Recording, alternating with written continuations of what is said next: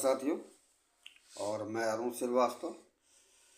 Actually में मैं एक ऐसे इंडस्ट्री की चर्चा करने वाला हूँ जो इंडस्ट्री पूरे वर्ल्ड में एक मुकाम हासिल किया हुआ।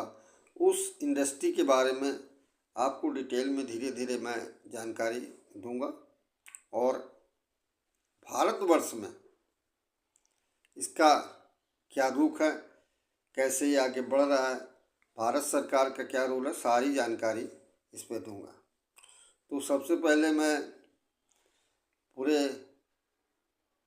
अंतर्राष्ट्रीय स्तर पर इस डायरेक्ट सेलिंग मेथड के बारे में बताना चाहूँगा कि ये डायरेक्ट सेलिंग मेथड क्या होता है और गवर्नमेंट ने इसके रूल और रेगुलेशन कैसे बनाए हैं और जो भी डायरेक्ट सेलर इसमें बना हुआ है वो सरकार की तरफ से कैसे खास है। तो पहले से आप तो हम निवेदन करेंगे कि यदि आप किसी भी सेक्टर में हो, सर्विस सेक्टर में हो या प्राइवेट सेक्टर में हो या आप किसानी कर रहे हो, तो सबसे बड़ी बात आने वाले समय की आपको जानकारी होनी चाहिए। तो ये डायरेक्ट सेलिंग कंपनी किस तरह से काम करती है, डायरेक्ट सेलर किस तरह से काम करते हैं, गवर्नमेंट ने क्या रूल्स रेगुलेशन बनाए हैं, उसकी कई धाराएं हैं, 9 धाराएं हैं और उसमें सारा डिटेल्स में दिया हुआ है कि आने वाले समय में डायरेक्ट सेलिंग कैसे लोगों को अपने भविष्य में बनाने में सहयोग करेगा।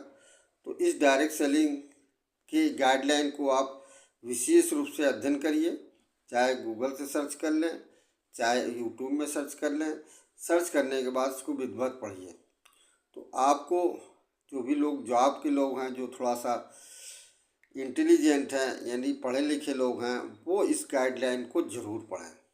और ये गाइडलाइन आपको इसी में मैं दिखाता हूँ और धीरे धीरे इसको आप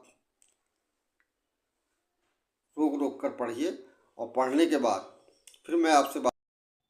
ये भारत सरकार का द गजेट ऑफ इंडिया, इसके बारे में डिटेल्स में बातें बताई गई हैं कि जो गाइडलाइन है डायरेक्ट सेलिंग की गाइडलाइन, धारा 1 में इसको डिफिनीसन की गई डिटेल में और डायरेक्ट सेलिंग कंपनी के मतलब प्रॉपर्टीज़ गुण के बारे में बताया गया। धारा 2 में डायरेक्ट सेलिंग बिजनेस की स्थापना की शर्तें बताई गई हैं, इसको डिटेल्स में बताई गई हैं। तो इसका विशेष अब अध्ययन करें यूट्यूब गूगल में जाके। धारा 5 में डायरेक्ट सेलिंग की ड्यूटी बताई गई। धारा 4 में डायरेक्ट सेलिंग के बारे में डिटेल्स में बताया गया है और जिसको डिटेल्स में आप चर्चा करिए, ठीक है। और यहाँ पर आप जो है लगातार देखेंगे और यहाँ पर आपका धारा 6 में डायरेक्ट सेलिंग कंपनी और डायरेक्ट सेलिंग के बीच में संबंध, उपभोक्ता के संरक्षण तथा पिरामिड स्कीम जो मतलब किसी तरह गुमराह। आपने जो ये गाइडलाइन पढ़ी है, इस गाइडलाइन में वो सारी चीज़ें दी हुई हैं कि एक किस प्रकार से आप भारत सरकार के सिस्टम को सब लोग पसंद करते हैं।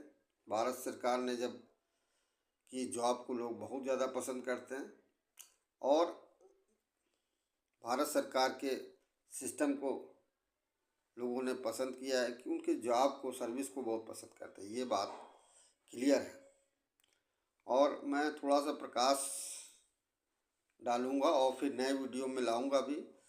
जो मैकाले साहब थे 1835 में जो एजुकेशन सिस्टम लाए थे, उसके बिहाफ में एक नौकरशाही सिस्टम चला और उस नौकरशाही सिस्टम ने 190 वर्ष हो गए। आने वाले 10 सालों के बाद लगभग 200 ईयर्स हो जाएंगे। तो नौकरशाही प्रवृत्ति में व्यक्ति को एक गुलाम रूपी एजुकेशन दी जाती है, गुलाम बनने के लिए एजुकेशन दी जाती है। उससे कैसे निजात पाएँ, तो ये चीज़ें आपको इस सिस्टम के द्वारा जानकारी मिलेगी और इसको आप विधिवत पढ़िए। फिर मैं अगली वीडियो में चर्चा करूँगा। Okay, thank you.